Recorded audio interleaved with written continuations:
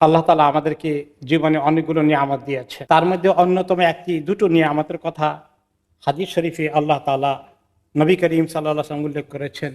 দুটো নিয়ামত আছে, এই দুটো নিয়ামতের কদর অনেকেই বুঝে না, এই দুটোকে অপব্যবহার করে, দুটোকে নষ্ট করে দেয়, তারা প্রতারিত হয়ে যায়। একটি হচ্ছে ভালো স্বাস্থ্য, আরেকটি হচ্ছে হাতে সময় থাকা, বেকার সময় পাওয়া, একটু ফ্রি টাইম হাতে পাওয়া। এই দুটো জিনিস অনেকেই নষ্ট করে ফেলে। আল্লাহ তাআলা আমাদেরকে যে হায়াত দিয়েছেন, এই হায়াতটা তো আসলে সময়টাই হায়াত। দিন রাত এগুলো কি সময়, বছর মাস এগুলো সময়। তো এই সময়টাকে কিভাবে কাজে লাগানো যায়, বিশেষ করে আমাদের যখন সামার হলিডে আমাদের বাচ্চাদের এখন এসেছে, তাদেরকে নিয়ে আমাদের প্ল্যান কি, পরিকল্পনা কি। এই যে প্রায় 3 মাস তাদের স্কুল কলেজ ইউনিভার্সিটি বন্ধ, এখন কিভাবে তারা সময় কাটাবে, আমরা কে কে তাদের জন্য প্ল্যান করেছি। একটি কথা আছে, তুমি যদি কোনো কিছু ভালো করার প্ল্যান না করো, পরিকল্পনা না করো, তাহলে তুমি ফেল করার জন্য প্ল্যান করে, তুমি ব্যর্থ হওয়ার জন্য প্ল্যান করে, তুমি ভালো কিছু করতে পারবে না। এটারই প্ল্যান হয়েছে যদি ভালো কিছু করার প্ল্যান তোমার না থাকে। আল্লাহ তাআলা আমাদের ছেলে মেয়েগুলোকে আমাদেরকে আমানত দিয়েছেন। কোরআনে পাকে আল্লাহ তাআলা বলেছেন, তোমাদের নিজেদেরকে জাহান্নামের আগুন থেকে বাঁচাও, আর তোমাদের পরিবার পরিজনকে, তাদেরকে বাঁচানোর জন্য আমাদের কি প্ল্যান আছে। তারা সারা বছর স্কুল কলেজে বিজি ছিল, লেখাপড়ায় বিজি ছিল, এখন তাদের ফ্রি টাইম এসেছে। এই টাইমটাকে আমরা যদি কাজে লাগাই আমাদের নিজেদের জন্য, তাদের জন্য, নবী করিম সাল্লাল্লাহু আলাইহি ওয়াসাল্লামকে আল্লাহ তাআলা বলেছেন যে আপনি যখনই একটু সময় পাবেন, আপনার ব্যস্ততা শেষ হয়ে গেলেই আপনি আল্লাহর কাছে চলে আসেন, তার মানে নামাজে দাঁড়িয়ে যান, আল্লাহর ইবাদত শুরু করে দেন, আর আল্লাহর কাছে অনেক কিছু পাওয়ার আছে, সেগুলো বলতে থাকেন, আশা করতে থাকেন। তাহলে মুমিনের জন্য সময় বেকার পাওয়া গেলে কি করবে, বুঝে আসে না, কোনো কাজ নাই, এরকম কোনো মুমিনের জিন্দেগিতে কোনোদিন হতে পারে না। সময় পেয়ে গেছি, আমি একটু কোরআন শরীফ পড়ি, সময় পেয়ে গেছি, আমি একটু আল্লাহ তাআলার কাছে দোয়া করি, একটু জিকির করি, 2 রাকাত নামাজ পড়ি। এইভাবে মুমিন তার জীবনকে কাজে লাগায়, প্রতিটি দিন তার আমল তৈরি হচ্ছে, সেজন্য সে নিজেকে প্রস্তুত করছে এবং রেডি করছে। রাসূলুল্লাহ সাল্লাল্লাহু আলাইহি ওয়াসাল্লাম আমাদেরকে বলেছেন যে তোমাদের 5টি জিনিসকে নষ্ট করার আগে কাজে লাগাও। তোমার যৌবনকে বার্ধক্য আসার আগেই ভালো কাজে লাগিয়ে ফেলো, আর তোমার স্বাস্থ্য যখন ভালো আছে, অসুস্থ হওয়ার আগে ভালো স্বাস্থ্য দিয়ে অনেক নেক আমল জোগাড় করে ফেলো, কারণ অসুস্থ হয়ে বিছানায় পড়ে থাকলে কত নেক আমল করা যায়। আর তোমার যখন হাতে একটু সময় পাওয়া গেছে, খুব বেশি ব্যস্ততায় দৌড়াদৌড়ি করা লাগছে না, এই সময়টাকে কাজে লাগাই ফেলো, ভালো কাজে লাগে। আর তোমার যখন আল্লাহ তাআলা তোমাকে মোটামুটি অর্থনৈতিকভাবে স্বাবলম্বী করেছেন, অভাব অনটনে তুমি নাই, এই সুযোগটাও কাজে লাগাও দারিদ্রতা আসার আগে। কিভাবে কাজে লাগাইতে হবে, তাড়াতাড়ি বিল্ডিং বানাই শেষ করে ফেলি, তাকে তাড়াতাড়ি কিছু দান করে দিয়ে আল্লাহর কাছে আখিরাতের কনফার্মেশন নিয়ে নেই। আর এইভাবে জীবনটা তখন আসে, মৌত আসার আগেই কাজে। মৌত আসতে কতক্ষণ সময় লাগে আমরা কিছু এক্সাম্পল দেখি। আরেকটি হাদিসে রাসূলুল্লাহ সাল্লাল্লাহু আলাইহি ওয়াসাল্লাম বলেছেন, বনি আদম কিয়ামতের দিন তাকে তার 2টো পাকে আল্লাহ সামনে থেকে নড়তে দিবেন না কয়েকটি প্রশ্নের উত্তর না দিলে। তার মধ্যে একটা হচ্ছে, 5টি প্রশ্নের মধ্যে তার বয়স, তার হায়াতকে কোন কাজে লাগিয়েছে, কি কি কাজে ব্যবহার করেছে, আর কখন নষ্ট করেছে সময়কে। 2 নম্বর, যৌবনকালকে কিভাবে খরচ করেছে। 3 নম্বর হচ্ছে সম্পদ কিভাবে আহরণ করেছে, উপার্জন করেছে। 4 নম্বর হচ্ছে কিভাবে খরচ করেছে। আর 5 নম্বর হচ্ছে যে জ্ঞান শিখেছে, সে জ্ঞানটাকে কতটুকুন কাজে লাগিয়েছে।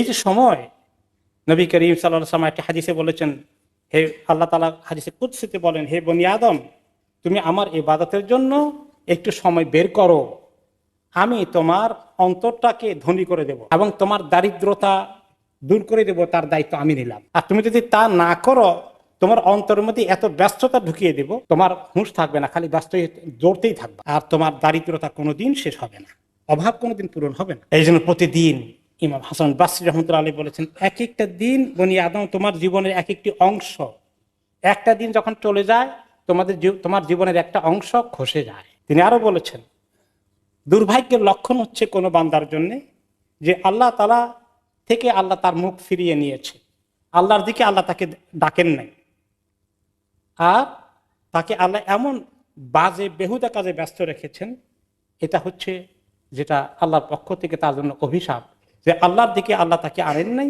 তাকে অপকর্মে, বেহুদা কর্মে, আনন্দ ফুর্তির মধ্যে শুধু ছেড়ে দিয়েছে। তিনি আরো বলেন, আমি সালফে সালেহীদের এমন লোকদেরকে পেয়েছি যারা সময়ের কি এত কিমতি মনে করে, এত সুন্দর করে সংরক্ষণ করতে চায়, যেভাবে তুমি তোমার টাকা আর পয়সাকে ঠিক মতো হেফাজতে রাখতে চাও, তারা সময়ের হেফাজত টাকা পুরো পয়সার তুলনায় আরো বেশি করে। সাহাবী ইবনে মাসউদ রাদিয়াল্লাহু আনহু বলেন যে আমি যেদিন দেখি যে আজকের দিনটা সূর্য উঠলো আর ডুবে গেল, আমার তেমন কোনো নেক আমল করতে পারিনি, ভালো কিছু করতে পারলাম না, বেশি কাজে লাগাতে পারলাম না, এই আফসোস আমাকে তাড়া করে বসে যে আমার দিনটা নষ্ট হয়ে গেল, আমার আমলে তেমন আজকে উন্নতি হলো না। এখন এই ছেলে মেয়েদের জন্য আমরা কি প্ল্যান করব? আমাদেরকে অনেকেই হলিডে নিয়ে যেতে হবে, তাও হালাল হলিডে অ্যালাউড আছে, সারাদিন আল্লাহ ইবাদত করা, একটুখানি হালাল রিক্রিয়েশন, একটু হালাল হালাল আমোদ ফুর্তি, নির্মল আনন্দ আল্লাহ তাআলা মানা করে দেননি, সেগুলো আল্লাহ তাআলা অ্যালাউ করেছেন।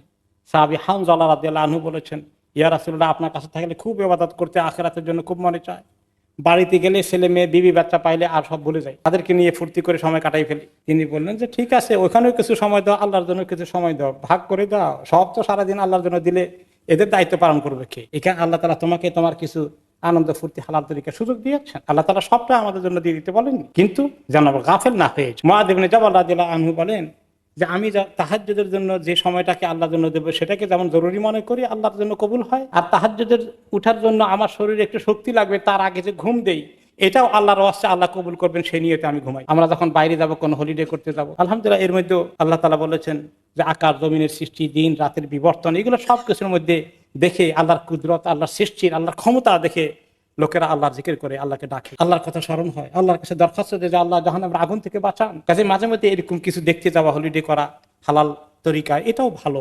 ছেলে মেয়েদেরকে নিয়ে এরকম প্ল্যান করে কিছু সময় আমাদের বের করতে হবে, কিন্তু সেখানে গিয়ে যেন আবার আমরা আল্লাহকে ভুলে না যাই, সে কথা যেন মনে থাকে। হলিডেতে গিয়ে অনেকেই ওইখানেই জীবন শেষ, আর ফেরত আসতে পারে। কাজেই কোনো দিকে হলিডে যাওয়ার আগে মনে করতে হবে যে হলিডেতেই আমাকে বাড়িতে আল্লাহ ডাকবেন না, হলিডে তো ডাকতে পারে। আমরা যে কোনো জায়গায় যাই, ফুর্তি আমোদ করি, সেখানে গিয়ে যে যদি আল্লাহ ডেকে ফেলেন, ওই অবস্থায় কিছু আনন্দ, নির্মল আনন্দ করা অবস্থায় আল্লাহকে ভুলা যাবে না।